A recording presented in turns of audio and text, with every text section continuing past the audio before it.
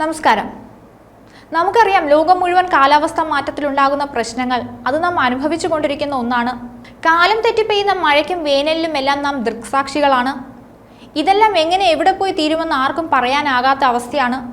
ഭൂമിയിൽ മനുഷ്യന്റെ നിലനിൽപ്പിന് ഭീഷണിയാകുന്ന പല മാറ്റങ്ങളും നടന്നുകൊണ്ടിരിക്കുന്നു.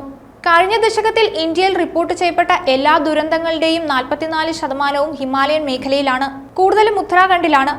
2023 ഈ മേഖലയിൽ അനുഭവപ്പെട്ട മേഘവിസ്ഫോടനങ്ങളും പേമാരിയുമായി 10 വർഷത്തിനുള്ളിൽ 192-ലധികം വെള്ളപ്പൊക്കം, ഉരുൾപൊട്ടൽ, ഇടിമിന്നൽ എന്നിവ റിപ്പോർട്ട് ചെയ്യപ്പെട്ടിട്ടുണ്ട്. ഈ വർഷം ഉത്തരാഖണ്ഡിൽ കനത്ത മഴ പെയ്ത് ജനജീവിതം താറുമാറാക്കി. ഹിമാലയൻ മേഖലയും കാലാവസ്ഥാ വ്യതിയാനത്തിന്റെ ആഘാതങ്ങളെയും കുറിച്ചുള്ള ഈ വിലയിരുത്തൽ സെന്റർ ഫോർ സയൻസ് ആൻഡ് എൻവയോൺമെന്റും ഡൗൺ ടു എർത്ത് മാസികയും പുറത്തിറക്കിയ സ്റ്റേറ്റ് ഓഫ് ഇന്ത്യയുടെ പരിസ്ഥിതി 2024 റിപ്പോർട്ടിൽ പറയുന്നുണ്ട്. ഈ റിപ്പോർട്ട് അനുസരിച്ച് ഹിന്ദുക്കുഷ് ഹിമാലയത്തിൽ ഹിമാനികളുടെ പിണ്ഡം 65% വേഗത്തിൽ നഷ്ടപ്പെടുന്നു. ഹിമാനികളിൽ നിന്നുള്ള മഞ്ഞൊഴുകുന്നത് പുതിയ ഗ്ലേഷ്യൽ തടാകങ്ങൾ സൃഷ്ടിക്കുന്നു.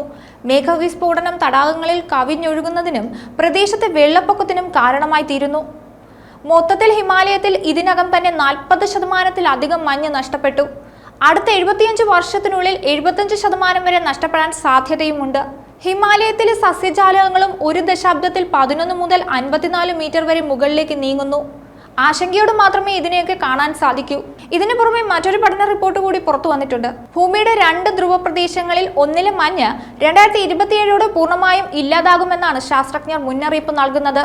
ആഗോള താപനത്തിന്റെയും കാലാവസ്ഥാ വ്യതിയാനത്തിന്റെയും ഏറ്റവും മോശം പരിണിത ഫലം അനുഭവിക്കാൻ ഒരുങ്ങുകയാണ് ആർട്ടിക് എന്നാണ് പഠനങ്ങൾ പറയുന്നത്. 2027 എല്ലാ ഐസും ഉരുകി ആർട്ടിക് അതിന്റെ ചരിത്രത്തിലെ ആദ്യത്തെ വേനൽക്കാലത്തെ നേരിടേണ്ടി വരുമെന്നാണ് പുതിയ പഠനത്തിലെ കണ്ടെത്തൽ. ധ്രുവക്കരടികളും റെയിൻഡിയറുകളും എല്ലാം യഥേഷ്ടം വിഹരിച്ച ആർട്ടിക്കിൽ പേരിന് പോലും മഞ്ഞില്ലാതാകുന്ന കാലം അധികം വിദൂരമല്ലെന്നാണ് ഗവേഷകർ പറയുന്നത്. ധ്രുവപ്രദേശം എന്ന് കേൾക്കുമ്പോൾ തന്നെ നോക്കത്താ ദൂരത്തോളം മഞ്ഞ് മൂടിക്കിടക്കുന്ന തണുത്തുറഞ്ഞ വെളുത്ത പ്രദേശത്തിന്റെ ചിത്രമാകും നമുക്ക് ഓർമ്മ വരിക. കൊളറാഡോ ബോൾഡർ സർവകലാശാലയിലെ കാലാവസ്ഥാ ശാസ്ത്രജ്ഞരാണ് പഠനം നടത്തിയത്. വിപുലമായ കമ്പ്യൂട്ടർ മോഡലുകൾ ഉപയോഗിച്ച് നടത്തിയ പഠനത്തിലാണ് ഇവർ ആർട്ടിക്കിലെ ഐസ് പൂർണ്ണമായും ഉരുകുന്ന സമയം കണ്ടെത്തിയത്. ഇവരുടെ കണ്ടെത്തലുകൾ നേച്ചർ കമ്മ്യൂണിക്കേഷൻ ജേണലിൽ പ്രസിദ്ധീകരിച്ചിട്ടുണ്ട്. വർദ്ധിച്ചു വരുന്ന ഹരിതഗൃഹ വാതകങ്ങളുടെ ബഹിർഗമനം മൂലം ആർട്ടിക് സമുദ്രത്തിലെ മഞ്ഞ് ഒരു ദശാബ്ദത്തിൽ 12% എന്ന തോതിൽ കുറയുന്നതായി ഇവരുടെ ഗവേഷണം ചൂണ്ടിക്കാട്ടുന്നു. ആഗോള താപനവും കാലാവസ്ഥാ വ്യതിയാനവും മൂലം ഏറെ നാളായി ആർട്ടിക് ശോഷിച്ചു വരികയാണ്. കടുത്ത ചൂടിൽ ഉരുകിയൊലിച്ചു പോകുന്ന മഞ്ഞുപാളികളുടെ വലിയൊരു ഭാഗം ശൈത്യകാലത്ത് തിരികെ രൂപപ്പെടുന്നില്ല. ഈ വർഷത്തെ റിപ്പോർട്ട് അനുസരിച്ച് ആർട്ടിക് സമുദ്രത്തിലെ ഐസിന്റെ ഏറ്റവും കുറഞ്ഞ വിസ്തീർണം 4.28 ദശലക്ഷം ചതുരശ്ര കിലോമീറ്ററാണ്.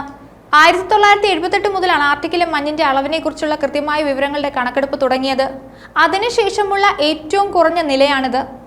ഇതെല്ലാം ആർട്ടിക്കിലെ വരാനിരിക്കുന്ന മോശം കാലത്തിനെ കുറിച്ചുള്ള സൂചനകൾ നൽകുന്നവയാണ്. കാലാവസ്ഥാ വ്യതിയാനത്തെ ചെറുതായി കാണാൻ സാധിക്കില്ല. ഈ അടുത്ത കാലത്തായി നിരവധി ഉദാഹരണങ്ങൾ നമുക്ക് മുന്നിലുണ്ട്. വേനൽക്കാലത്ത് വീട്ടിൽ കിടന്നുറങ്ങാൻ സാധിക്കില്ല. എങ്ങോട്ടെങ്കിലും ഇറങ്ങി ഓടാൻ തോന്നുന്ന അവസ്ഥയാണ് നിലവിലുള്ളത്. അത്രയ്ക്ക് അസഹനീയമാണ് വേനൽക്കാലം. അതുകൊണ്ട് തന്നെ പലരും വീട് വെക്കുമ്പോൾ ചൂട് കുറയാനുള്ള മാർഗങ്ങളെയൊക്കെ കുറിച്ച് ചിന്തിച്ചു തുടങ്ങി. ഇപ്പോൾ അത്തരത്തിലുള്ള വീടുകളെല്ലാം വെക്കുന്നുണ്ട്. എന്തായാലും കാലം തെറ്റിപ്പെയ്യുന്ന മഴയും വേനലും ഒന്നും ഒട്ടും നല്ലതല്ല. ന്യൂസ് ഡെസ്ക് ഈനാട് മലയാളം.